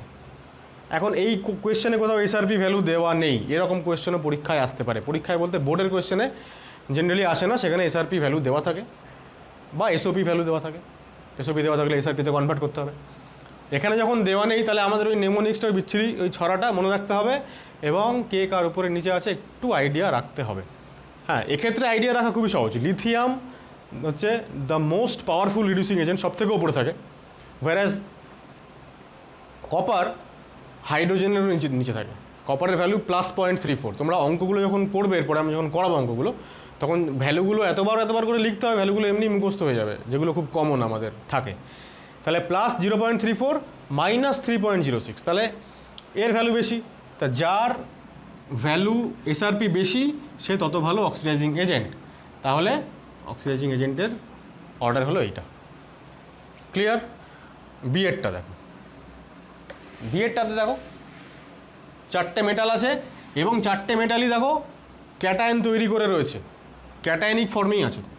তার মানে কি হাইয়ার অক্সিডেশন নাম্বারে আছে, তো ওরা তো ইলেকট্রন ছেড়ে মেটালে পরিণত হতে পারবে। যেমন ধরো Mg2+, দুটো ইলেকট্রন নিয়ে, ইলেকট্রন ছেড়ে বললাম না, দুটো ইলেকট্রন নিয়ে মেটালে পরিণত হতে পারবে। হ্যাঁ, অ্যালুমিনিয়াম 3+, 3টে ইলেকট্রন নিয়ে মেটালে পরিণত হতে পারবে। প্রত্যেকেই পারবে, কারণ সবাই তাদের ক্যাটায়নিক ফর্মে আছে। তাহলে এইবার এরা যেহেতু নিজেরা রিডিউসড হতে পারছে, যারা নিজেরা রিডিউসড হয় তারাই অক্সিডাইজিং এজেন্ট। ফলে এখানে বিতে 4জনই অক্সিডাইজিং এজেন্ট, 4জনই। এবার অর্ডার, সঠিক অর্ডার সাজাতে গেলে দেখো আবারও যেহেতু এই কোয়েশ্চেনে ভ্যালু দেওয়া নেই, তাহলে ওইভাবে সাজাতে হবে যেভাবে আমরা ছড়া মনে রেখেছিলাম। তাহলে সবার উপরে এদের মধ্যে থাকে হচ্ছে অ্যাকচুয়ালি ম্যাগনেসিয়াম। হ্যাঁ, তাহলে অক্সিডাইজিং এজেন্ট কি বলেছিলাম মনে আছে? লেকে বাঁশুরি, তারপরে অ্যাকচুয়ালি ম্যাগনেসিয়াম 2+, অ্যালুমিনিয়াম 3+। আমাদের কিন্তু একটা জিনিস ভাবো, এই 2+, 3+ এগুলো মেনশন করতেই হবে। আমি যদি এখানে শুধু Mg লিখি তাহলে ভুল হয়ে গেল। Mg কিন্তু অক্সিডাইজিং এজেন্ট নয়। কেন নয়? কারণ Mg যদি অক্সিডাইজিং হয় তাহলে ওর নিজেকে রিডিউসড হতে হবে। তো Mg তো নিজে রিডিউসড হয়ে অ্যানায়ন তৈরি করতে পারবে না। সুতরাং এই চার্জগুলো খুবই ইম্পর্টেন্ট। তারপরে Fe2+ আর ফাইনালি Cu2+। রাইট। সি এরটা দেখো, সি এরটা দেখো কী আছে, F minus Cl2 I minus Br2, চারজন। আবারও অক্সিডাইজিং এজেন্ট যে হবে সে কী হবে, সে নিজে কী হবে, রিডিউসড হবে। এবার তুমি ভাবো, আমি প্রথম দুটোকে নিয়ে আলোচনা করছি, তাহলেই তোমরা বুঝে নেবে। দেখো এফ মাইনাস আর Cl2 কী করতে পারে, যদি আমি এখানে প্লাস ইলেকট্রন লিখি তাহলে আমাকে এখানে লিখতে হবে যদি আমি এখানে হাফ লিখি, অর্থাৎ একটা Cl পরমাণু, একটা অ্যাটম, তাহলে একটা অ্যাটম একটা ইলেকট্রন নিল, একটা অ্যানায়ন তৈরি করলো। আর যদি আমি এখানে হাফ না লিখি তাহলে আমাকে এখানে 2 ইলেকট্রন লিখতে হবে, 2 Cl মাইনাস লিখতে হবে। অর্থাৎ Cl2 যেটা মানে নিউট্রাল অবস্থায় আছে সে কিন্তু ইলেকট্রন নিয়ে অ্যানায়ন তৈরি করতে পারবে। কেন পারবে তৈরি করতে? কারণ এরা সবাই নন মেটাল, তাই না? হ্যালোজেন তো অ্যানায়ন তৈরি করতেই পারবে, মেটালগুলো পারবে না অ্যানায়ন তৈরি করতে, কিন্তু নন মেটালগুলো তো অ্যানায়নই তৈরি করবে, কারণ নন মেটাল মানেই তো ওরা ইলেকট্রোনেগেটিভিটি তার মধ্যে আছে, আর মেটালগুলো তো ইলেকট্রো পজিটিভ। যাই হোক, পারলো, কিন্তু এফ মাইনাস কি ইলেকট্রন নিতে পারবে? এফ মাইনাস ইলেকট্রন নিতে পারবে না। কেন? কারণ -1 অক্সিডেশন স্টেটই হচ্ছে হ্যালোজেনগুলোর লোয়েস্ট অক্সিডেশন স্টেট। তাহলে এই রিয়াকশান হবে না। অর্থাৎ যে হ্যালোজেনগুলো এই যে Cl2 Br2 নিউট্রাল ফর্মে আছে, এরা এখান থেকে Cl মাইনাস, এখান থেকে Br মাইনাস ব্রোমাইড তৈরি করতে পারবে, কিন্তু এরা পারবে না। তাহলে এই পার্টিকুলার কেসে এই সিতে অক্সিডাইজিং এজেন্ট আসলে কারা কারা হলো? Cl2 হবে, আর কে হবে? Br2 হবে। ঠিক আছে, এইবার অক্সিডাইজিং এজেন্টের ক্ষেত্রে ব্রোমিন বেশি, Cl এর থেকে বেশি। ঠিক আছে, না উল্টো করে দিলাম, Cl এর বেশি হয় অ্যাকচুয়ালি অক্সিডাইজিং পাওয়ার। হ্যাঁ, অক্সিডাইজিং এজেন্ট और অক্সিডাইজিং পাওয়ার। ঠিক আছে, তো Cl2 Br2 এটা কেন হয়? এটা একটা ইনফরমেশন আমি তোমাদেরকে দিয়ে রাখি। সেটা হচ্ছে যে হ্যালোজেনগুলোর ক্ষেত্রে আমরা ইলেকট্রোকেমিক্যাল সিরিজ করার সময় বললাম যে ফ্লুরিন মানে F2 F মাইনাস সিস্টেমের ইলেকট্রোড পোটেনশিয়াল SRP ম্যাক্সিমাম, মানে ও সবথেকে ভালো অক্সিডাইজিং এজেন্ট। তাহলে অক্সিডাইজিং পাওয়ার অ্যাকচুয়ালি F2-র সবথেকে বেশি। ঠিক আছে, F2 সবথেকে বেশি ভালো অক্সিডাইজিং এজেন্ট হ্যালোজেনগুলোর মধ্যে। এরম হয় অর্ডারটা, ফ্লুরিন, ক্লোরিন, ব্রোমিন, আয়োডিন। ঠিক আছে, হ্যালাইড আয়নগুলো কিন্তু অক্সিডাইজিং এজেন্ট হিসেবে কাজ করতে পারবে না, ওরা বরং রিডিউসিং এজেন্ট হবে। ওরা অন্যকে রিডিউস করবে আর নিজে অক্সিডাইজ হবে। নিজে অক্সিডাইজ হওয়া মানে কি? ইলেকট্রন ছেড়ে দেওয়া। ওর কাছে ইলেকট্রন তো এক্সেস আছে, ওইটা ছেড়ে দিয়ে ও নিউট্রাল হবে। ঠিক আছে, তাহলে আমরা এখানে আরেকটাই নোট লিখে দিই, সেটা হচ্ছে halide ions are not oxidising agent, they are reducing agent. একই রকমভাবে halogens are not reducing agent, they are oxidising agent. অনেক অনেক অনেক প্রবলেম এখান থেকে সলভ করতে হবে, অনেক প্র্যাকটিস করতে হবে, না হলে এই সব গুলিয়ে যাবে, কোনটা অক্সিডাইজিং কোনটা রিডিউসিং, গন্ডগোল হয়ে যাবে। পরের কোয়েশ্চেন দেখো, 3 নম্বরটা বলছে আইডেন্টিফাই রিডিউসিং এজেন্ট। আমরা আগেরটা করলাম আইডেন্টিফাই অক্সিডাইজিং এজেন্ট, এখানে reducing agent and arrange them in increasing order of reducing power. তাহলে রিডিউসিং এজেন্ট যারা হবে তারা অন্যকে রিডিউস করবে, তার মানে নিজে অক্সিডাইজ হবে। তাহলে অক্সিডাইজ কারা হবে? নিজেরা, যারা লোয়ার অক্সিডেশন স্টেটে আছে, তাই না? নিজে অক্সিডাইজ হচ্ছে মানে কি? ইলেকট্রন ছাড়ছে, তাই তো? ইলেকট্রন ছেড়ে হায়ার পজিটিভ চার্জের দিকে যাচ্ছে, যেহেতু এরা সবাই মেটাল। এবার তুমি ভাবো Mg2+ কি কাজ করতে পারবে অ্যাজ এ রিডিউসিং এজেন্ট? মানে ও কি অন্যকে রিডিউস করে নিজে অক্সিডাইজ হতে পারবে? অক্সিডাইজ হওয়া মানে ইলেকট্রন ছেড়ে দেওয়া, ইলেকট্রন ছাড়লে তো হায়ার অক্সিজেন ছেড়ে যাবে, কিন্তু ম্যাগনেসিয়ামে তো Mg2+ হতে পারে, আউটার মোস্ট ছেলে দুটোই ইলেকট্রন, সুতরাং ম্যাগনেসিয়াম কখনো হায়ার স্টেটে যেতে পারবে না, এটাই ওর হাইয়েস্ট স্টেট। যারা লোয়ার স্টেটে থাকে তারা হায়ার স্টেটে যেতে পারবে, অর্থাৎ অক্সিডাইজ হতে পারবে, অর্থাৎ অন্যকে রিডিউস করে রিডিউসিং এজেন্ট হিসেবে কাজ করতে পারবে। ভালো করে খুব মন দিয়ে কথাগুলো শুনবো যেগুলো বলছি। তাহলে এটা পারবে না। একই রকমভাবে Cu2+ কপারেরও দুটো অক্সিডেশন স্টেট হয়, 1 আর 2, 1 Cu প্লাস হলে কিউ প্লাস, Cu2 প্লাস হলে কিউপ্রিক, অর্থাৎ ও কিন্তু হাইয়েস্ট স্টেটে আছে, ও কিন্তু আর ইলেকট্রন ছেড়ে এর থেকে বেশি স্টেটে আর যেতে পারবে না, ঠিক আছে। সুতরাং এই দুটো দেখো আমি প্রথমেই এদেরকে ক্রস করে দিলাম। থার্ড Fe2 প্লাস, দেখো Fe2 প্লাস কি ইলেকট্রন ছেড়ে হাইয়ার স্টেটে যেতে পারবে? আমরা জানি যে ও 2 আর 3 দুখানা অক্সিডেশন নাম্বার দেখায়, Fe2 প্লাস মানে ফেরাস আর Fe3 প্লাস মানে ফেরিক, তাহলে ও কিন্তু একটা ইলেকট্রন ছেড়ে ফেরিক হতে পারবে, ফেরিক হওয়ার সম্ভাবনা কিন্তু আছে। তাহলে এ কিন্তু যেহেতু ও নিজে অক্সিডাইজ হয়ে গেল ইলেকট্রন ছেড়ে, আর যে নিজে অক্সিডাইজড হয় সে তো অন্যকে রিডিউস করে, সুতরাং রিডিউসিং এজেন্ট, তাহলে ও পারবে, Fe2 প্লাস পারবে। এজিও পারবে। এজি পারবে কেন? কারণ এজি তো লোয়ার অক্সিডেশন স্টেটেই আছে, মেটালিক স্টেটে আছে, তো মেটাল তো অবশ্যই ইলেকট্রন ছেড়ে দিয়ে ক্যাটায়ন তৈরি করতে পারবেই, তাই না? এটা তো অবশ্যই হবে। সুতরাং এই দুজন হচ্ছে পারবে রিডিউসিং এজেন্ট হিসেবে কাজ করতে। এইবার কে ভালো, কে বেটার? তাহলে রিডিউসিং এজেন্ট যে বেটার তার এসআরপি ভ্যালু কম। এবার দেখো দুজনেরই এসআরপি ভ্যালু দিয়েছে, খুব ভালো করে লক্ষ্য করো, এটা কিন্তু এসআরপি, Fe3 প্লাস থেকে Fe2 প্লাস হওয়া মানে রিডাকশান হওয়া, সুতরাং এই ভ্যালুটা রিডাকশান পোটেনশিয়ালকেই বোঝাচ্ছে।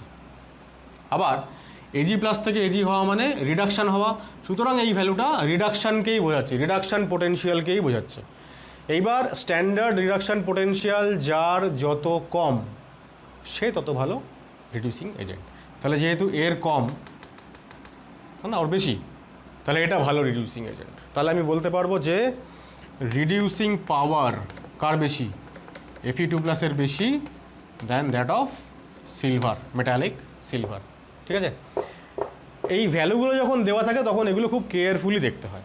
হ্যাঁ, অনেক সময় এরকম থাকতে পারে যে এইটা 2 প্লাস থাকলো, এইটা 3 প্লাস থাকলো, তখন এখানে ভ্যালুটার সামনে কি হবে? নেগেটিভ সাইন হবে। আমরা আগে আলোচনা করেছি যে এসআরপি আর এসওপি, হ্যাঁ, SRP equal to minus of SOP. তো এবার আমি দেখছি যে 2 থেকে 3-তে যাচ্ছি মানে কি? 2 থেকে 3-তে যাচ্ছি মানে ইলেকট্রন লস করছে, তার মানে অক্সিডেশন। সুতরাং এই ভ্যালুটা মাইনাস অফ 0.77, এইটা ডেফিনেটলি এইবার হয়ে গেল এসওপি ভ্যালু। এবার যদি কোয়েশ্চেনটাতে এরকমই দেওয়া থাকতো যে একটা এইটা দেওয়া আছে আর একটা এটা দেওয়া আছে, তাহলে খুব কেয়ারফুলি যদি আমি এটাকে না দেখি যে এটা এসওপি দেখে এটাকে যদি আমি মাইনাস সাইনটাকে প্লাস না করে দিই তাহলেই উত্তর ভুল হয়ে যাবে, কারণ তখন আমি দেখবো যে এর ভ্যালু কম, এর ভ্যালু বেশি, ঠিক আছে। অবশ্য স্টিল এখানে তো এর ভ্যালু আগেও কম ছিল, এখনই কম থাকছে, এখনও কম থাকছে। অন্য কোনো কেস হলে এটা গন্ডগোল হয়ে যেত। যাই হোক, পরে আলোচনা করবো সেটা নিয়ে। আজকের আমাদের লাস্ট কোয়েশ্চেন দেখো, SRP is given for some reactions, 4টে রিয়াকশান দেওয়া আছে, প্রত্যেকটা রিয়াকশানের শেষে তাদের স্ট্যান্ডার্ড রিডাকশান পোটেনশিয়াল দেওয়া আছে। Identify strongest reducing agent, weakest reducing agent, strongest oxidising and weakest oxidising agent. এইবার যখন এরকম কোয়েশ্চেন পরীক্ষাতে আসবে, আমাদের প্রথম কাজ এরকম বলে নয়, মানে যে সমস্ত কোয়েশ্চেনেই এরকম ইলেকট্রোড পোটেনশিয়াল ভ্যালু দেওয়া আছে, প্রথম কাজ হচ্ছে যে আমাদের এটা আইডেন্টিফাই করা যে ওটা রিডাকশান পোটেনশিয়াল না অক্সিডেশন পোটেনশিয়াল। তো দেখো I2 থেকে I মাইনাস মানে রিডাকশান, এইটা চিনতে হবে কিন্তু। I2 থেকে I মাইনাস মানে I2 ইলেকট্রন নিয়ে I মাইনাস হয়েছে, রিডাকশান। সুতরাং ভ্যালুটা রিডাকশান পোটেনশিয়াল কিনা সেটা আইডেন্টিফাই করা আমাদের প্রথম কাজ। কারণ যদি আমি অক্সিডেশন পোটেনশিয়াল ওটা দিয়ে রাখে এবং সেইটা নিয়ে যদি আমি ক্যালকুলেট করি তাহলে সব গুবলেট হয়ে যাবে। তাহলে এবার এই পার্টিকুলার কোয়েশ্চেনে তো ওরা বলেই দিয়েছে যে এসআরপি ভ্যালু দেওয়া আছে, সুতরাং চেক করার দরকার নেই, কিন্তু অন্য যে কোনো কোয়েশ্চেনের দরকার আছে। এবার দেখো আমরা কি একটু আগে দেখলাম আমরা যে এসআরপি ভ্যালু যদি হাই হয় তাহলে তত ভালো অক্সিডাইজিং এজেন্ট হবে, আর এসআরপি ভ্যালু যদি লো হয় তাহলে তত ভালো রিডিউসিং এজেন্ট হবে সিস্টেম। তাহলে আমাদের প্রথম কাজ হচ্ছে সবথেকে বেশি আর সবথেকে কম ভ্যালুটা সিলেক্ট করা। 1.51 সবথেকে বেশি আর নেগেটিভ সাইন আছে একটাতেই, তাহলে এটা সবথেকে কম ভ্যালু, ঠিক আছে। তাহলে সবথেকে বেশি ভ্যালুওয়ালা যে সিস্টেম, এই সিস্টেমে আমাদের কে লুকিয়ে আছে? অক্সিডাইজিং এজেন্ট, মানে সবথেকে ভালো অক্সিডাইজিং এজেন্টটা, মানে স্ট্রংগেস্ট অক্সিডাইজিং এজেন্টটা লুকিয়ে আছে কোথায়? এই 3 নম্বর সিস্টেমে। আর স্ট্রংগেস্ট রিডিউসিং এজেন্টটা কোথায় লুকিয়ে আছে? 2 নম্বর সিস্টেমে। এইটুকু কনফার্ম হয়ে গেলাম। এইবার এই সিস্টেমে অ্যাকচুয়ালি রিডিউসড বা অক্সিডাইজ হচ্ছে কারা কারা, মানে রেডক্স কাপলটাকে সেইটা চিনতে হবে। তো সেটা তো এখানে দেওয়াই আছে, Fe2 প্লাস আর MnO4 মাইনাস আর Mn2 প্লাস। এরা ছাড়া আর কেউ অক্সিডাইজিং বা রিডিউসিং নেই। এই H প্লাস ফেজগুলো এইসব থাকলেও এদের কোনো কাজ নেই এখানে, এরা খালি মিডিয়াম। এইবার এখানে আমি পাবো স্ট্রংগেস্ট অক্সিডাইজিং এজেন্টকে। এবার অক্সিডাইজিং এজেন্ট কে হবে? দেখো এখানে MnO4 মাইনাস ইলেকট্রন গেইন করেছে, ইলেকট্রন গেইন করে ও Mn2 প্লাস হয়েছে। তাহলে যে ইলেকট্রন গেইন করেছে, ইলেকট্রন গেইন করা মানে MnO4 মাইনাস ইলেকট্রন নিয়েছে মানে ও রিডিউসড হয়েছে। ইলেকট্রন নেওয়া মানে ইলেকট্রন গেইন করা মানে রিডাকশন হওয়া। তাহলে MnO4 মাইনাস যদি নিজে রিডিউসড হয় তাহলে ও নিজে অক্সিডাইজিং এজেন্ট। সুতরাং this is the strongest oxidising agent. ঠিক আছে, তাহলে আমাদের আনসার হয়ে গেল এটা MnO4 মাইনাস। খুব কেয়ারফুলি দেখবে। আমরা আগে স্ট্রংগেস্ট রিডিউসিং এজেন্টটা দেখে নিই। রিডিউসিং কে হবে? রিডিউসিং এজেন্ট যে হবে সে অন্যকে রিডিউস করবে, সে নিজে অক্সিডাইজড হবে। তাহলে ফেরিক তো ইলেকট্রন গ্রহণ করে Fe হয়েছে, সরি ফেরাস তো ইলেকট্রন গ্রহণ করে Fe হয়েছে। তাহলে ফেরাস তো রিডিউসড হয়েছে। তাহলে এই যে Fe তার মানে অক্সিডাইজড হবে। যদি Fe থেকে Fe2 প্লাস তৈরি হয়, তাহলে Fe যদি অক্সিডাইজড নিজে হয় তাহলে অন্যকে রিডিউস করবে, মানে সে রিডিউসিং এজেন্ট হবে। সুতরাং Fe is the strongest reducing agent. ঠিক আছে, হয়ে গেল। এবার উইকেস্ট রিডিউসিং এজেন্টকে। তাহলে একটা জিনিস লক্ষ্য করো, MnO4 মাইনাস স্ট্রংগেস্ট অক্সিডাইজিং মানে কি? মানে ওর ইলেকট্রন নেওয়ার টেন্ডেন্সি খুব বেশি, যতগুলো দেওয়া আছে তার মধ্যে সব থেকে বেশি ইলেকট্রন নিয়েই সঙ্গে সঙ্গে Mn2 প্লাস হয়ে গেল। Mn2 প্লাসকে যদি এদিকে আসতে হয় তাহলে ইলেকট্রন ছাড়তে হবে। এখন MnO4 মাইনাস ইলেকট্রন দেখলেই ইলেকট্রন নিয়ে Mn2 প্লাস হয়ে যাচ্ছে সঙ্গে সঙ্গে। তাহলে Mn2 প্লাসের পক্ষে কি আবার ফিরিয়ে MnO4-এ আসা সম্ভব হবে? হবে না তো, কারণ এটা খুব স্ট্রং।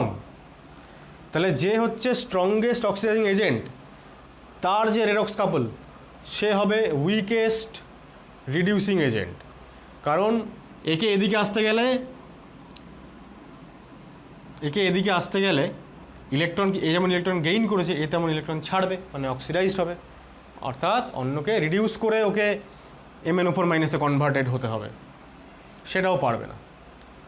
এটা মনে করে দেখো, ইকুইলিব্রিয়াম চ্যাপ্টারে আমরা পড়েছিলাম স্ট্রঙ্গার অ্যাসিড যদি হয়, অ্যাসিড H প্লাস ছেড়ে কী তৈরি করে? Conjugate base. স্ট্রং অ্যাসিডের কনজুগেট বেসটা উইক হয়, উইক অ্যাসিডের কনজুগেট বেসটা স্ট্রং হয়, একটা বিপরীত সম্পর্ক থাকে।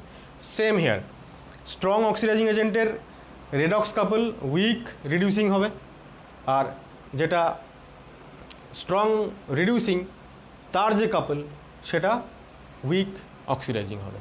ঠিক আছে, তাহলে এই যদি অক্সিডাইজিং হয় তাহলে এটা ওয়ার্স্ট রিডিউসিং বা উইকেস্ট রিডিউসিং এজেন্ট। তাহলে এটা হয়ে গেল Mn2 প্লাস, ন্যাচারালি এটা হয়ে যাবে Fe2 প্লাস। বোঝানো গেল? তাহলে আজকের ভিডিওটা এটুকুই থাকবে। আমরা সবেমাত্রই ইলেকট্রোকেমিক্যাল সিরিজের অ্যাপ্লিকেশন সংক্রান্ত প্রবলেম শুরু করলাম। পরের দিন আমরা আরও অনেক প্রবলেম করব, তাতে করে এই পুরো কনফিউশনগুলো আমাদের আস্তে আস্তে কেটে যাবে, যে কে অক্সিডাইজিং কে রিডিউসিং, এই পুরো কনফিউশনটা ক্লিয়ার হয়ে যাবে যত বেশি বেশি করে আমরা প্র্যাকটিস করব। প্র্যাকটিসটা কম হলে হবে না, কারণ ফাইনালি আমাদের কিন্তু পরীক্ষায় গিয়ে মানে অঙ্কটাই করতে হবে, মানে এই ধরনের প্রবলেমগুলোই পরীক্ষাতে আসে। স্টিল আমরা কনসেপ্ট তো ক্লিয়ার করতেই হবে, তা না হলে প্রবলেম তো করা যাবে না, সেই কারণে আমাদের এতটা সময় লেগে যাচ্ছে।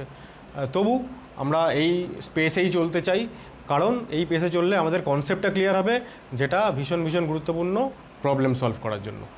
তাহলে আজকের ভিডিও এইটুকুই।